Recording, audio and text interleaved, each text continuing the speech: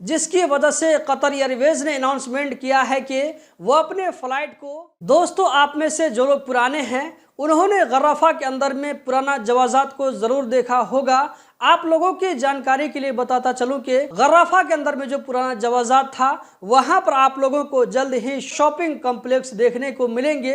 इस न्यूज का रेफरेंस आप लोगों को यहां पर स्क्रीन पर नजर आ रहा है।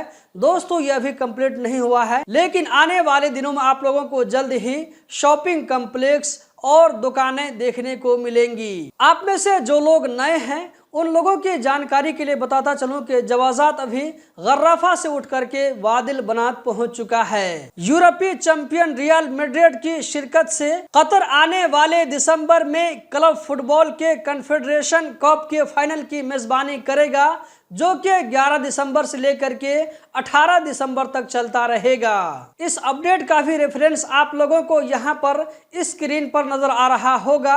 दोस्तों हम बढ़ते हैं अगले अपडेट की जानिब। आने वाले 1 दिसंबर से जो कतरी 1 दिसंबर से यूएस जाना चाहेंगे तो ऐसे लोगों को पहले से वीजा नहीं लेना पड़ेगा। कहा जा रहा है कि मिडिल ईस्ट में ये पहली कंट्री है, यानी कि कतर, जिसके सिटीजन्स के लिए पहले से एंट्री वीजा के शर्त को खत्म कर दिया गया है। कतरी लोग वहां जाकर के 90 दिन तक आराम से रुक सकते हैं, चाहे वो टूरिस्ट के तौर पर जा रहे हों या ये के विजिटर्स के तौर पर जा रहे हों या वर्क के तौर पर जा रहे हों। तो ऐसे कतरियों को पहले से एंट्री वीजा नहीं लेना होगा।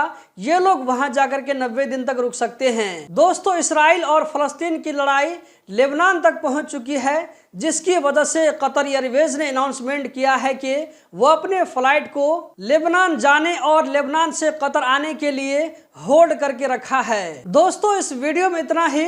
हम जल्द ही मिलते हैं किसी नई वीडियो में। वीडियो को लाइक करके आगे जरूर शेयर करें। वीडियो देखने का बहुत बहुत शुक्रिया।